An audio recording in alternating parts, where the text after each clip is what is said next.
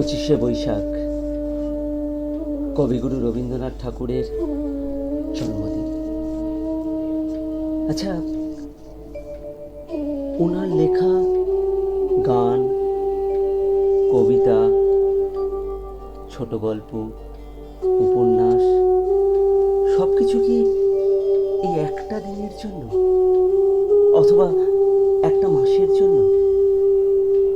বছরের অন্যান্য দিনগুলো কি ওনার এই সৃষ্টি আমাদের উপর প্রভাব ফেলে না?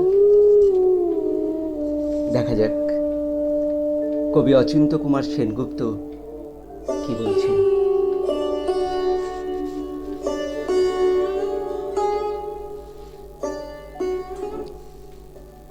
পঁচিশে বৈশাখ ছেড়ে যদি হতো 25শে অঘ্রাণ,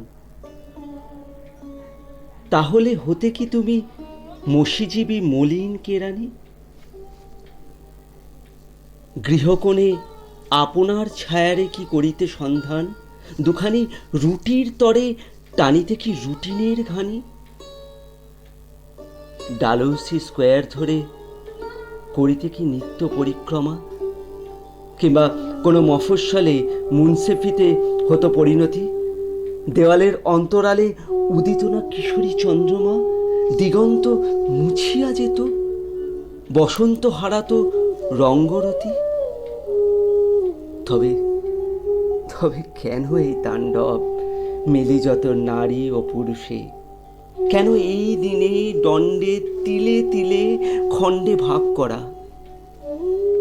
নাই কোনো জন্মদিন, জন্মজার প্রতিটি প্রত্যুষে। নাই কোনো জন্মভূমি, এক নির্জার বসুন্ধরা। দর্পণে দেখিব সূর্য কোষপদে, কি দেখিব আকাশ? বিধাতার সৌর সৃষ্টি চিনিব কি শাস্ত্রে জ্যোতিষীর? আয়ু কি মাপিব ফেলি ধরে অলস বিশ্বাস?